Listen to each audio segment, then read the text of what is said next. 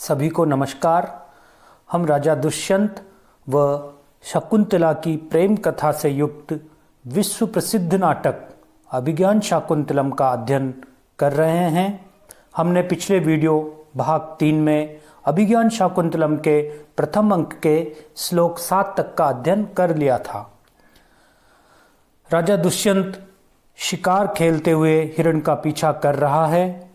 हिरण बाण लगने के डर से आगे आगे दौड़ रहा है। महाकवि कालिदास द्वारा भयभीत हिरण की चेष्टाओं का स्वाभाविक वर्णन किया जाता है। जब हिरण दौड़ता हुआ आगे निकल जाता है तब दुष्यंत अपने सारथी से इस प्रकार कहता है, तदेश कथम अनुपतत एव में प्रयत्न प्रेक्षणीय संवृत्तः। तो यह मृग मेरे द्वारा पीछा करते करते ही प्रयत्नपूर्वक देखे जाने योग्य कैसे हो गया है। अर्थात दुष्यंत कहता है कि अरे सूत, यद्यपि मैं इसके पीछे पीछे ही दौड़ रहा हूँ, फिर भी यह इतनी दूर निकल गया है कि कठिनता से ही दिखलाई पड़ता है। तो सूत कहता है, आयुष्मन उद्घातनी भूमिर इति मया रश्मि संयमनात् रथस्य मंदीकृतो वेगः। अर्थात आयुष्मान राजा, इस भूमि के ऊंची नीची होने के कारण मैंने घोड़ों की रस्सी खींचकर रथ का वेग कम कर दिया है। यहाँ पर जो उद्धातिनी आया है इसका अर्थ है ऊंची नीची। तेन मृग एष विप्रकृष्टांतरः, इसलिए यह मृग दूर तक निकल गया है। संप्रति समदेशवर्तिनस्ते, पर अब समतल भूमिवर्ती आपके लिए न दुरासदो भविष्यति। दुरासद अर्थात दुष्प्राप्य, अर्थात इस हिरण का मिलना कठिन न होगा आपके लिए। राजा बोलता है फिर, तीन ही मुच्चंताम भीषवः, तो बागडोर ढीली करो। अभीष्वः बोलते हैं घोड़ों के जोतने की रस्सियों को। तीन ही मुच्चंताम अभीष्वः, तो फिर बागडोर को ढीली कर दो।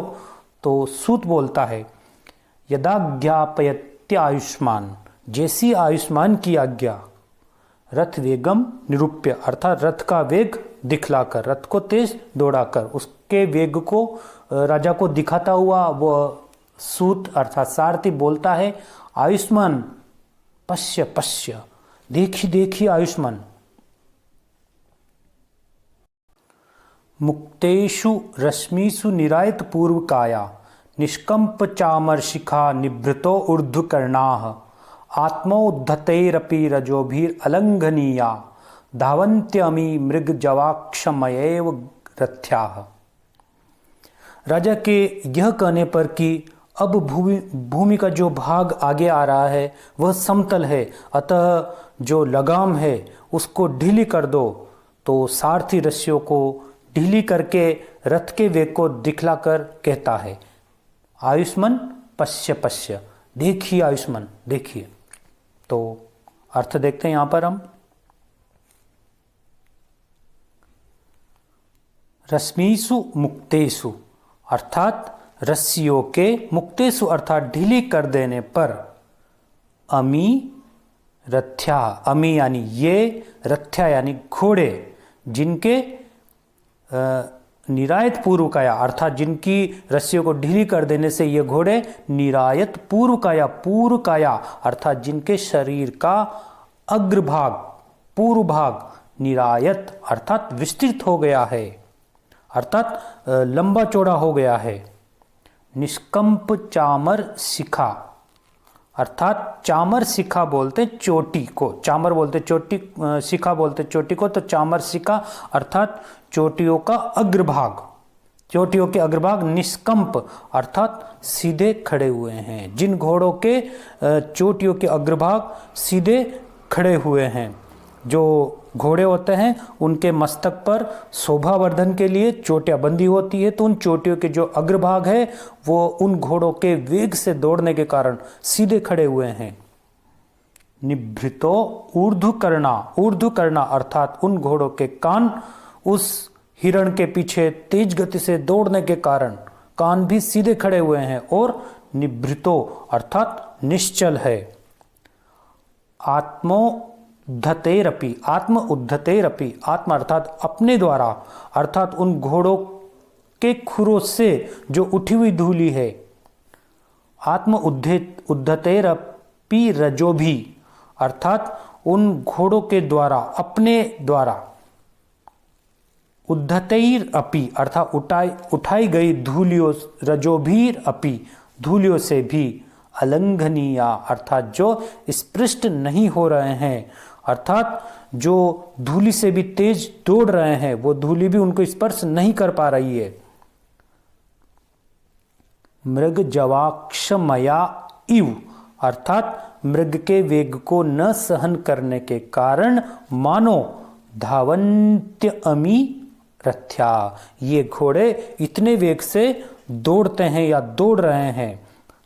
इस प्रकार से यहाँ पर जो महाकवि कालिदास है उन्होंने उत्प्रेक्षा के माध्यम से, उत्प्रेक्षा कहाँ पर आया, यहाँ पर इव शब्द का प्रयोग हुआ है। मृग जवाक्षमया धावंती, यहाँ पर अक्षमया इसके साथ आया इव, यहाँ पर हेतुत्प्रेक्षा अलंकार है और उत्प्रेक्षा के माध्यम से महाकवि कालिदास ने घोड़ों की अर्थात अश्व का स्वभावगत वर्णन किया है। अतः यहाँ इस पद्य में स्वभावोक्ति अलंकार भी है। इस पद्य में वसंत तिल का छंद है जिसके चारों चरणों में 14-14 वर्ण होते हैं। इनको हम छंद प्रकरण में पूर्व वीडियो में देख चुके हैं। आगे देखते हैं। राजा, राजा कहता है सत्यम अर्थात सचमुच, अतिथ्य हरितो हरिंश्च वर्तन्ते वाजिनः, वाजिनः अर्थात इन घोड़ों ने तो अतिथ्य पछाड़ दिया है। हरितः अर्थात हरित का अर्थ है जो सूर्य के घोड़े हैं उनका रंग नीला या हरा माना जाता है, तो हरितः हरिन अर्थात सूर्य के घोड़ों को भी पछाड़ दिया है इन घोड़ों ने तो। तथा ही क्योंकि यदा लोके सूक्ष्मं व्रजति सहसा तद्विपुलतां यदर्धे विच्छिन्नं भवति कृतसन्धानमिव तत् प्रकृत्या यद वक्रम तदपि समरेखम नयनयो न मे दूरे किंचित क्षणमपि न पार्श्वे रथ जवात। रथ के वेग को देखकर या रथ की गति को देखकर राजा अपने सारथी से कहता है, क्या कहता है देखिए, रथ जवात अर्थात रथ के वेग के कारण, यद जो वस्तु आलोके अर्थात जो वस्तु दिखने में सूक्ष्मम अर्थात सूक्ष्म या पतली या छोटी दिखाई देती है, सहसा अर्थात अचानक, तद वह वस्तु विपुलताम व्रजति वह अकस्मात मोटी हो जाती है या बड़े रूप में दिखाई दे रही है। रथ के वेग के कारण जब रथ दौड़ता रहता है तो मार्ग में जो वस्तुएं हैं कुछ देर पहले तो वो हमें छोटी दिखाई देती है, लेकिन जैसे रथ वहां पर पहुंचता है वेग के कारण तो वो वस्तुएं बड़ी दिखलाई देने लग जाती है। उसी बात को यहाँ पर राजा अपने सारथी से कहता है कि रथ के वेग के कारण जो वस्तु पहले दूर से देखने में सूक्ष्म पतली या छोटी दिखाई देती है वही अकस्मात तुरंत ही मोटी हो जाती है, बड़ी हो जाती है। द्वितीय पंक्ति देखेंगे, यद अर्धे विच्छिन्नम, यद यानी जो वस्तु, अर्धे अर्थात बीच में, अर्धे यानी बीच में, विच्छिन्नम यानी कटी हुई सी जान पड़ती है, तत् वह वस्तु कृत संधानमिव भवति, कृत संधानम इव अर्थात मानो उसको जोड़ दिया गया है, कृत संधानम इव भवति उसको जोड़ दिया गया है, इस प्रकार की वह लग रही है। प्रकृत्या यद वक्रम अर्थात जो वस्तु प्रकृत्या, प्रकृति अर्थात स्वभाव से ही, यत जो वस्तु वक्रम अर्थात टेढ़ी है, प्रकृत्या यत वक्रम जो वस्तु स्वभाव से ही टेढ़ी है, तदपि वह वस्तु भी समरेखम नयनयो, नयनयो अर्थात नेत्रों को, समरेखम अर्थात सीधी जान पड़ती है। यह सब कुछ किस कारण हो रहा है? रथ जवात अर्थात रथ के वेग के कारण।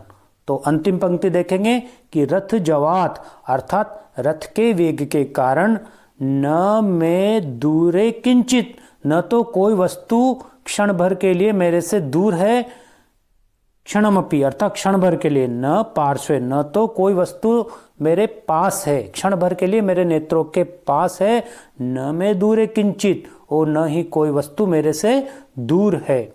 इस प्रकार इसका तात्पर्य यह है कि रथ इतने वेग से दौड़ रहा है कि कोई वस्तु न तो नेत्रों के पास ही क्षण भर रह पाती है और न दूर ही रह पाती है। सारांश यह है कि रथ के वेग के कारण किसी वस्तु का अत्यंत दूर या समीप होना नहीं कहा जा सकता है।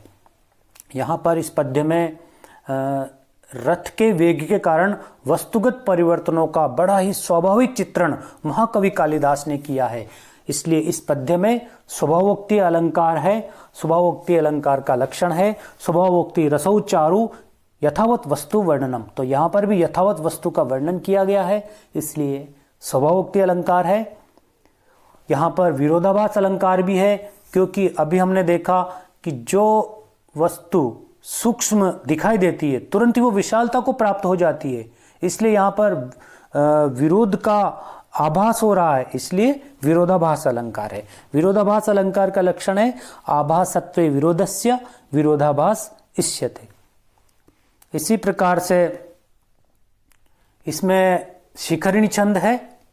इस पद्य में यहाँ पर शिखरिणी छंद है। शिखरिणी छंद की विशेषता है कि इसमें 17 वर्ण होते हैं। यहाँ पर भी प्रत्येक चरण में 17 वर्ण, इन चारों चरणों में। शिखरिणी छंद का लक्षण है रसैर रुद्रैश् छिन्ना यमन सबलागह शिखरिणी। शिखरिणी छंद में 6 एवं 11 पर यति होती है। आगे देखते हैं। राजा सारथी से कहता है, सूत अर्थात सारथी, पश्य एनम व्यापाद्यमानम, पश्य अर्थात देखो, व्यापाद्यमानम एनम अर्थात मेरे द्वारा मारे जाते हुए इस हिरण को देखो, इति शर संधानम नाट्यति, ऐसा कहकर राजा दुष्यंत बाण चलाने का अभिनय करता है। नेपथ्य अर्थात नेपथ्य से आवाज आती है। यहाँ पर जो नेपथ्य है इसका अर्थ है ये जो नाटक में अभिनय किया जाता है तो उसी में ये एक व्यवस्था है, अर्थात पर्दे के पीछे से बिना रंगमंच पर प्रवेश किए हुए जो कुछ कहा जाता है नाटक में वो नेपथ्य कहलाता है। तो नेपथ्य अर्थात नेपथ्य से आवाज आती है। भो भो राजन अर्थात हे राजा, आश्रम मृगो अयम न हंतव्यो न हंतव्य, यह आश्रम का मृग है, इसे नहीं मारना चाहिए, नहीं मारना चाहिए। सूत सारथी, आकर्ण्य अवलोक्य च, आकर्ण्य अर्थात सुनकर, अवलोक्य च और देखकर।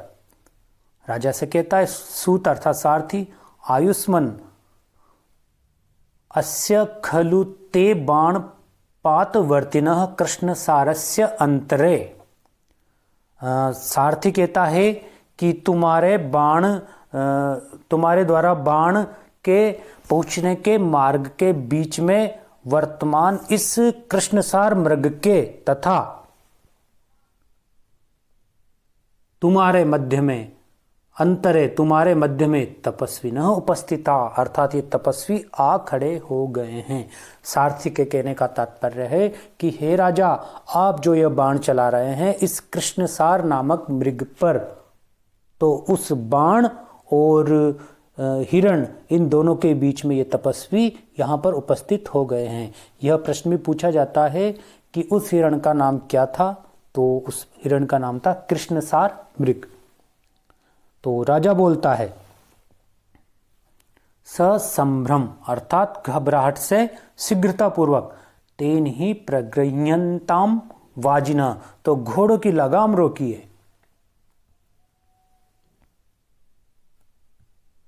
सूत अर्थात सारथी, तथा अर्थात अच्छा, ऐसा ही करता हूँ। इति रथम स्थापयति, इस प्रकार रथ को रोक लेता है। ततः प्रविशत्य आत्मना तृतीयो वेखानसः, इसके पश्चात दो ऋषियों के साथ वेखानस का प्रवेश। वेखानस जो कर्ण का शिष्य था, तपस्वी था, उसको वेखानस कहा है यहाँ पर, तो वेखानस कहता है।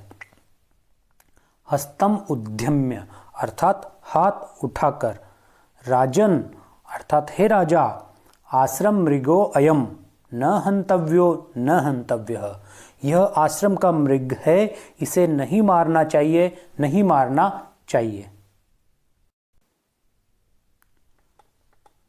तत्साधुकृत संधानम प्रतिसंहर्षायकम आर्तत्राणाय वह शस्त्रम न प्रहर्तुम अनागसी, धनुष पर जब राजा दुष्यंत द्वारा बाण चढ़ाए हुए स्थिति को वेखानस देखता है तो वह राजा से इस प्रकार कहता है, क्योंकि राजा आश्रम के उस मृग को, कृष्णसार मृग को मारने के लिए तैयार था, तो वेखानस इस प्रकार कहता है।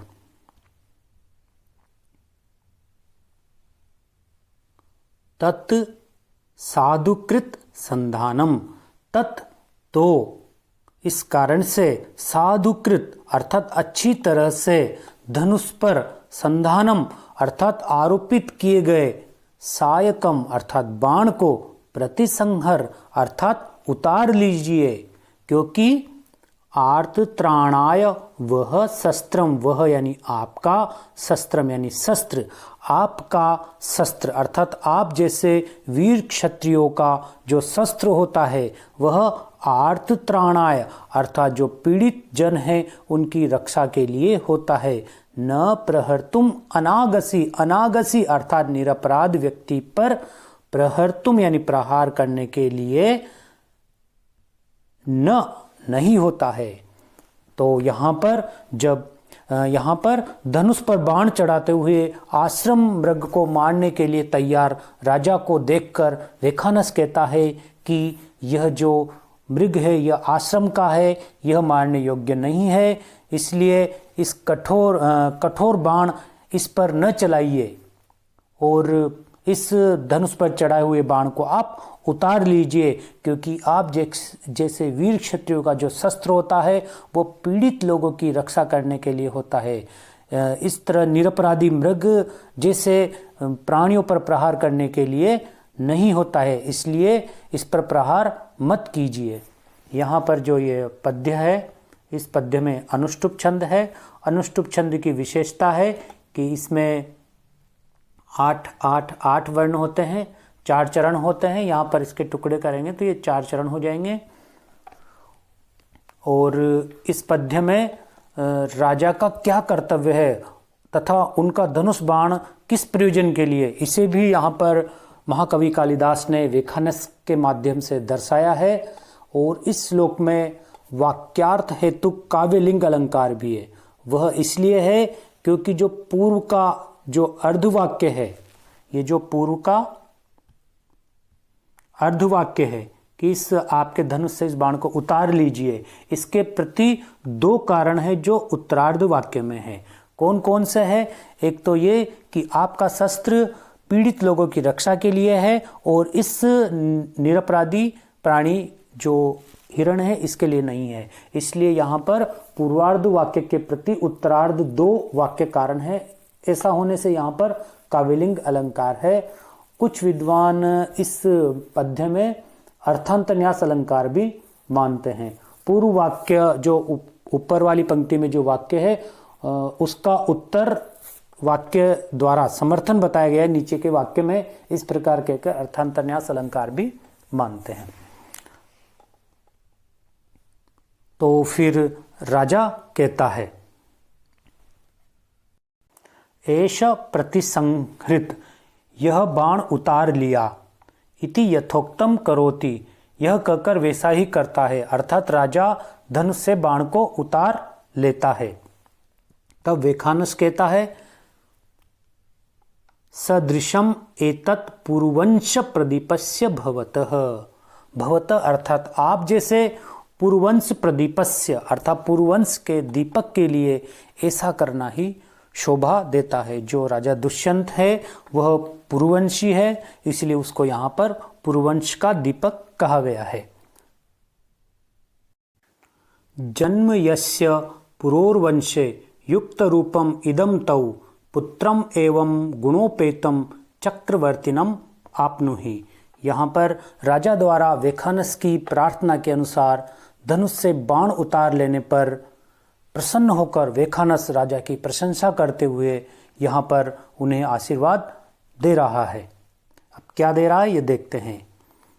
वेखानस राजा से कहता है जन्म यस्य पुरोर्वंशे अर्थात जिस प्रकार आपका जन्म पुरोवंशे था पुरुवंश में अर्थात जो राजा ययाति है उनका पुत्र जो पुरु हुआ है उस पुरुवंश में यस्य जन्म जिस आपका जन्म हुआ है तव युक्त रूपम इदम तव यानी आपके लिए युक्त रूपम इदम इदम ये जो बाण उतारने वाला आपने कर्म किया है यह बड़ा ही उचित है।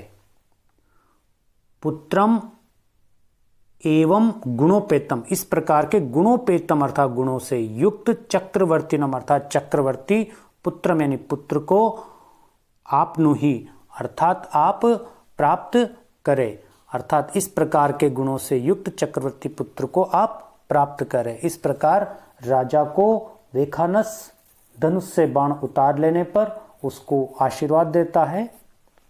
यहाँ पर इस पद्य में अनुष्टुप छंद है। इत्रो अर्थात अन्य दोनों तपस्वी बाहु उद्यम्य भुजाओं को उठाकर सर्वथा चक्रवर्तिनम पुत्रम आपनुहि निश्चय ही आपको चक्रवर्ती पुत्र प्राप्त हो। राजा सप्रणामम अर्थात प्रणाम पूर्वक प्रतिगृहीतम मुझे स्वीकार है। आज के लिए इतना ही पर्याप्त है। अगले वीडियो में हम इससे आगे पढ़ना प्रारंभ करेंगे इसका प्रसंग बताते हुए।